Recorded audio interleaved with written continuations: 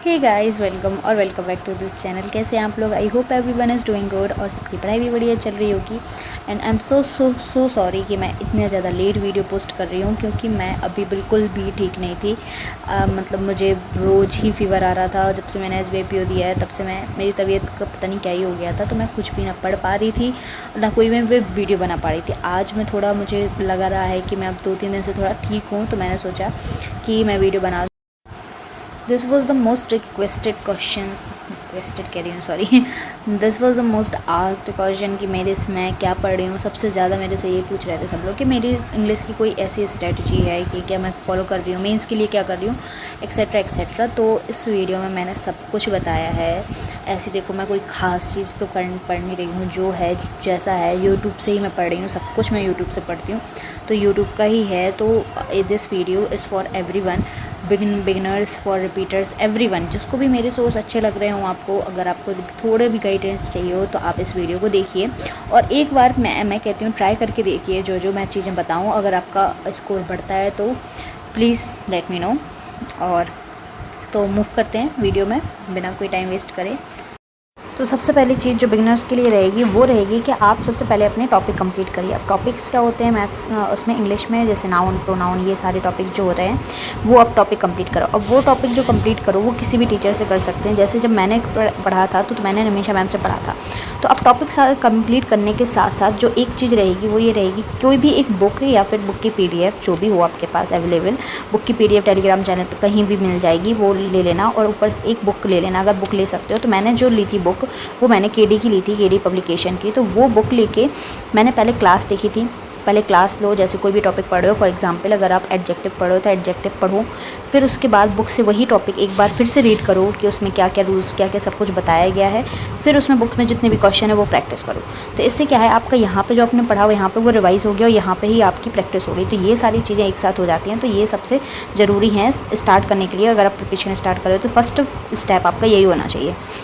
जब ये हो जाए तो आपको सारे टॉपिक की जब नॉलेज हो जाएगी कि क्या कितना क्या होता है, कौन सी चीज़ कैसे होती है, सब कुछ नॉलेज हो जाएगी, तब आप बढ़ सकते हो कि आप रूल्स स्टार्ट कर दो। अब रूल्स में स्टार्टिंग में इसलिए नहीं बोलूँगी करने को, क्योंकि रूल्स में क्या रहता है कि मैं बहुत सारे टॉपिक्स का यूज़ आना चाहिए, बहुत सारे टॉपिक्स की नॉलेज होनी चाहिए। इसलिए रूल्स जो है वो इसके बाद ही करना। टॉपिक कंप्लीट कर लो फिर रूल्स पढ़ो। तो रूल्स पढ़ने के लिए भी आप किसी भी अब तो यूट्यूब में आप बहुत सारे टीचर देखोगे जो वीडियो डाले हैं कि रूल्स की जितने भी ग्रामर के रूल्स होते हैं वो। तो मैंने जो करा था वो मैंने 120 रूल्स ऑफ ग्रामर करी थी। मैंने पहले PDF से भी पढ़ा था, मैंने वीडियो भी देखी थी, वीडियो भी मिल जाएगी।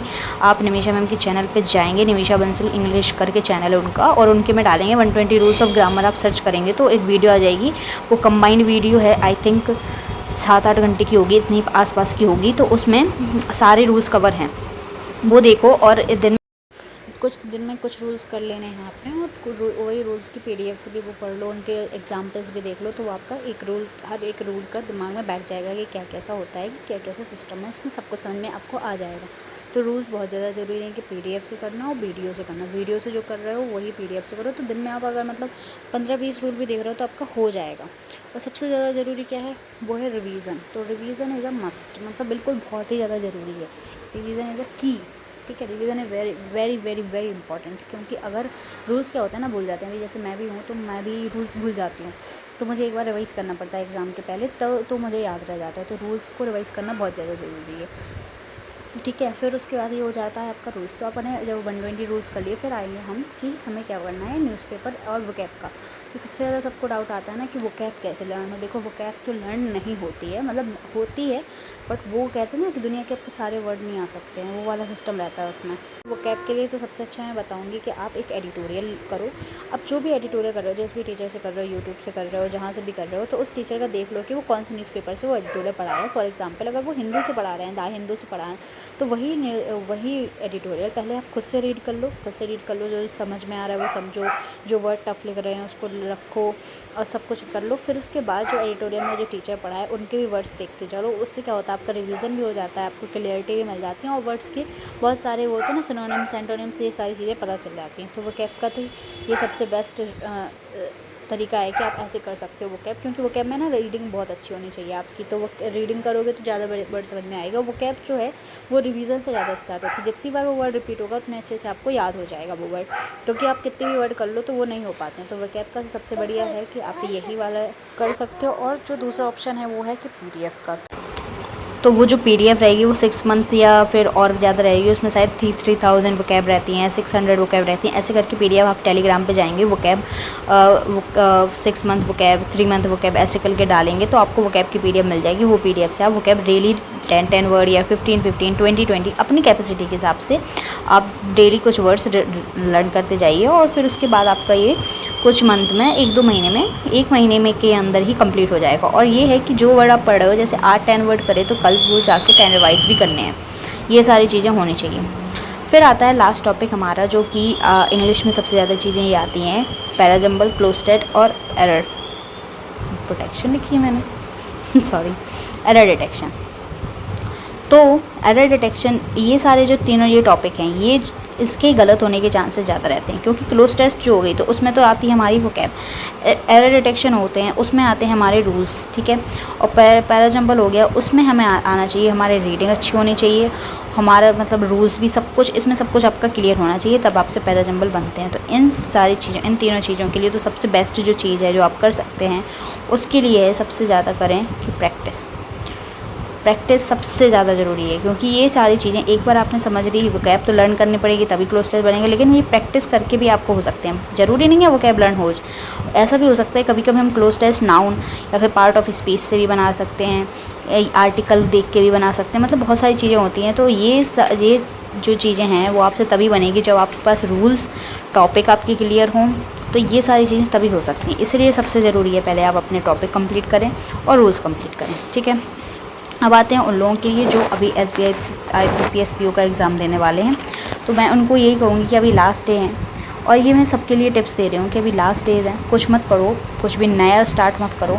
सबसे पहले तो परफेक्शन की जो क्लास है वो ले लो।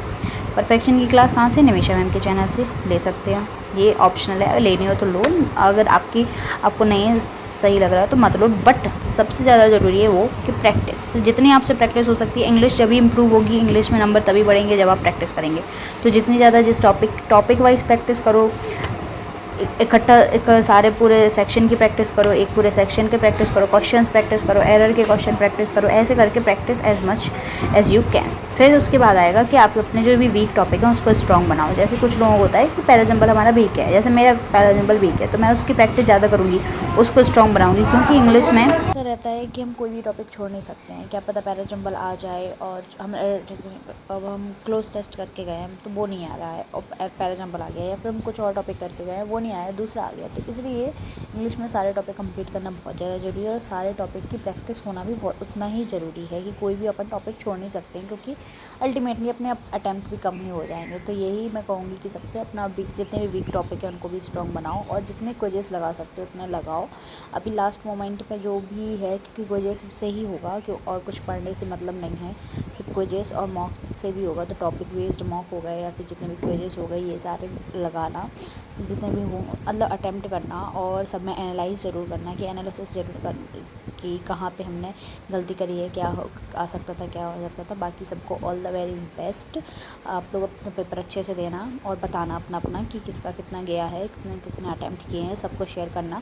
और मैं बाकी जितनी भी बुक्स हैं जो भी यूज़फुल हैं इंग्लिश के लिए, वो सबकी मैं लिंक डाल दूँगी डिस्क्रिप्शन में, तो वो लिंक भी चेक कर लेना, एक बार बुक्स भी चेक कर लेना। अगर आप ले सकते हो तो ज़रूर उनसे पढ़ना, बहुत ज़्यादा हेल्प रहेगी आपको उनकी, ठीक है। तो मिलते हैं आपसे फिर नेक्स्ट वीडियो में। अगर आपको और कोई डाउट हो इसी वीडियो से रिलेटेड तो ज़रूर पूछना। Till then tata bye, take care.